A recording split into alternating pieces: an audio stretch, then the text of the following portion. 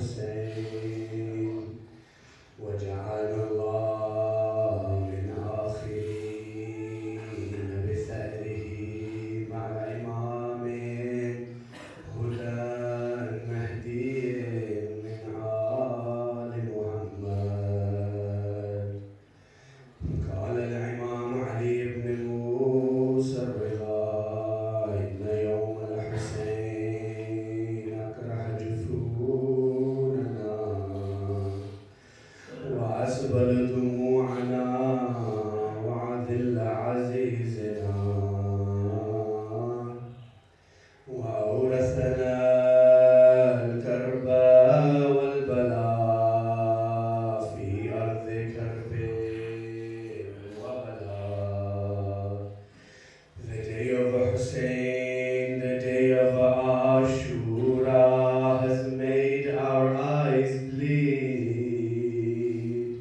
and our tears to be shed and our noble ones to be humiliated, and it has caused us pain and tribulation in a land of pain and tribulation. Ya Mu'mineen, today our 12th Imam is shedding fresh blood out of his eyes instead of tears. Imam Zaman today can see things. He can see the events of Ashura unfolding before his two eyes. He describes some of those scenes in Ziyarat al-Nahiya, in which he says, As-salamu ala shayb al-khadib, As-salamu ala al-khadd al-tarib,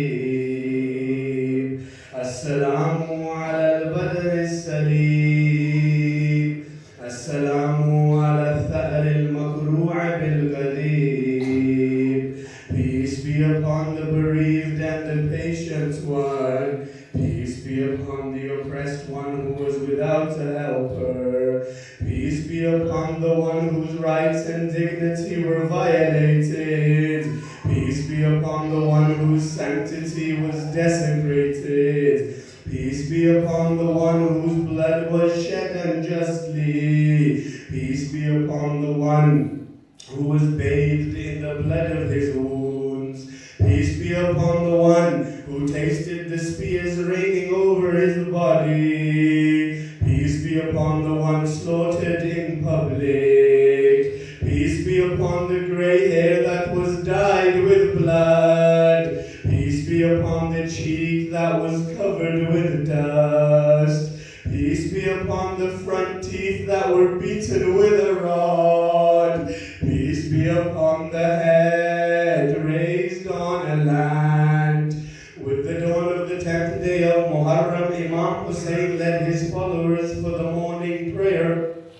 Then he wore his grandfather's armor and turban and put on his father's sword. He then stood to address his followers. Starting with the praise of Allah, he said, Inna Allah qad adna li fi qatli wa qatlikum fi hadha al-yawm fa'alaykum bis-sabri wal-qital. Allah has destined that you and I shall be killed today. Therefore I urge you to be strong and resilient in fighting. Then Hussain began preparing for war and mobilized his band for war to be 7 members giving the flag to his brother Abbas. The troops gathered in front of the tents where the women and children were housed.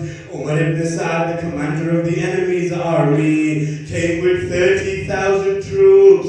When Hussain saw their multitudes, when he saw their gathering, which was like a torrent, he raised his hands towards the skies and prayed, Allahumma anta thiqati fi kulli karb wa raja'i fi kulli shiddah. My Lord, you are my haven in every mishap, my hope in every predicament.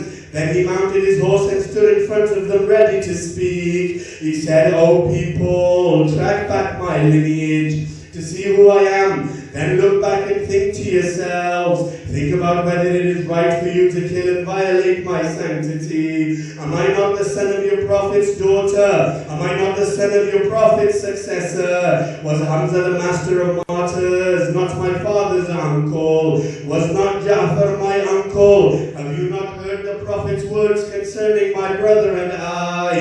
Hassan and Hussain are the masters of the youth of paradise. Qais ibn al-Ash'af then said to the Imam, submit to the authority of your kinsmen, for they have never treated you badly. The Imam replied, I will never give you my hand like a humiliated man, nor will I flee like a slave. Wallahi la atikum biyadi i'ta' al-dhalil, wa la firru firar al-abid. Umar ibn Sa'd drew nearer to the camp of Hussain. He ordered the bearer of the flag to move forward. He then took an arrow, placed it in his arch, and released it in the direction of the Imam's camp, and said, bear witness for me with the Amir, that I was the first to shoot. The arrows then followed like rain, causing injuries amongst the companions of Hussain.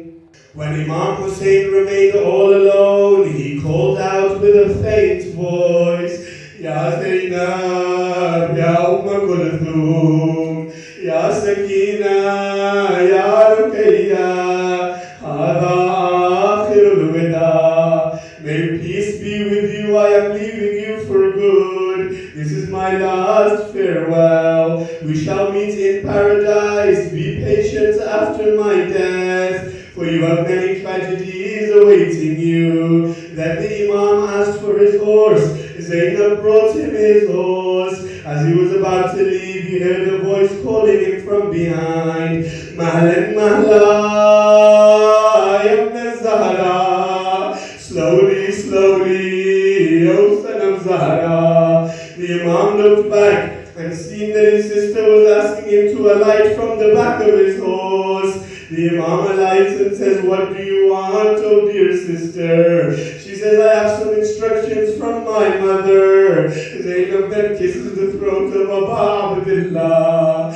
Then she kisses his chest and looks towards the city of Medina and says, oh mother, I have done what you asked me to do. Then the Imam kisses the hands of Zainab and says, these are the hands that will be tied in chains. The Imam then went back to the battlefield. He looked right and then he looked left, searching around only to find that there was no one remaining to support him. This is one of the most painful moments in Ashura. This is the moment that makes Imam Zaman cry blood. Nadara yaminan wa shimala. He looked to see his family and companions, to find them slain like sacrificial lambs. Fanada, he called out, Ya Abdal al-Safa, wa Ya Fursan al-Hijjar. O heroes of the battlefield, O warriors of the war, Mali unadikum fala tujibun. I am calling you, but you are not responding to my call. If you're asleep, please wake up. Hadain Nisa Rasul. These are the women of the family of the Prophet, and they have been bereaved over your loss. Please rise, O noble ones.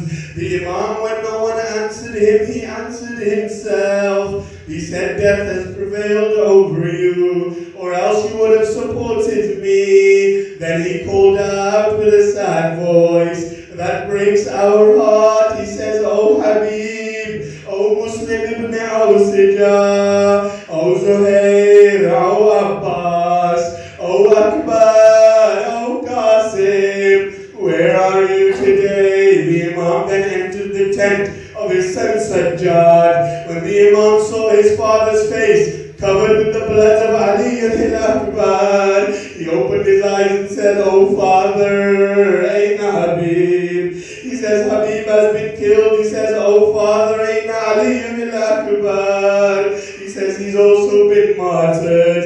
Again he asks, Aina, Aina, Aina? The Imam says, O Sajjad, understand that you and me are the only two men remaining in this camp. The Imam then suddenly got up, leaning on a stick and dragging his sword, because he was ill and could hardly move. The Imam Hussain said to Zainab, prevent him from leaving before the lineage of Muhammad is severed. Then the Imam went back to the battlefield. saying, La hawla wa la quwwata illa billahi al-ali al-azim.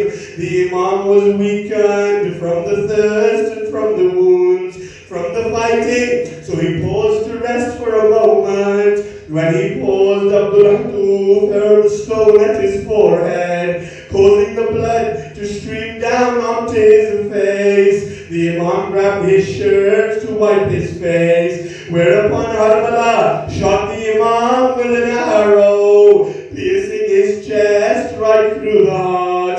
The arrow came out from the other side. The Imam called out, Bismillah wa billah wa ala millati Rasulillah, the name of Allah and by Allah. Then he pulled the arrow out of his chest, causing the blood to gush out. He then took a handful of the blood. He then stained his beard with it. Then he said, this is how I shall be guarded my grandfather Rasulullah, smeared with my own blood. Due to the constant attacks, our master was weak. Zainab is looking at Hussain from the tent. A man approaches the Imam and begins to curse him. Then he strikes the Imam with a sword on his head, which was covered with a helmet. The Imam removes the helmet and then he wraps his head with a turban. One man says, I came to kill the Imam. He looked at me in my eyes and said to me,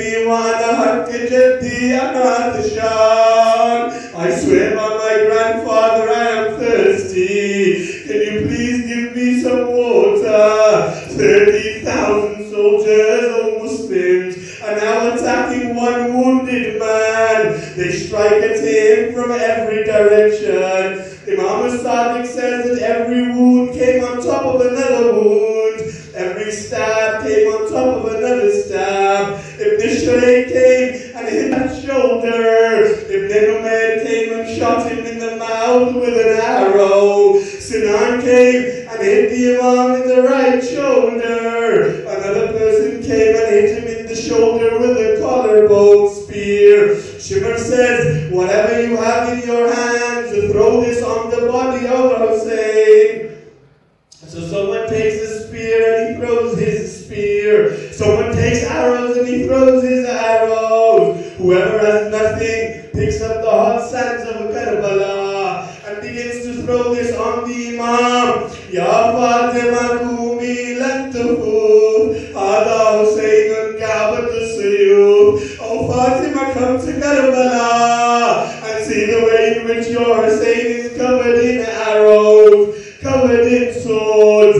Weakness covers the face of Hussain. He falls from his horse, but no, his body does not touch the ground. Why? Because there are so many arrows in the body of Hussain that his body is up from the ground. Zainab is watching this, so she puts her hands on her head and she screams out loud, and she sees Shimr approaching the Imam. Shimr comes, O Muslimin. He first comes and he kicks the Imam, then he stabs him 12 times, then he rolls him over onto his face, then he pulls out his dagger. Shimr says that as I placed my dagger on the neck of Abu Abdullah al-Hussain, I would hear a woman's voice in my ear saying, Waladi, Waladi, Ayuqtalu Atshana. Oh my son, I am your mother Zahra. They are killing you whilst you are thirsty. He then severs the Imam's head and the ground begins to shake. The skies turn red and the women begin shouting, Wa Hussaina. Sayyid al-Sajjad at that moment exits his tent. He looks and cannot see the body of his father, so he looks up towards the sky and he sees his father's head raised on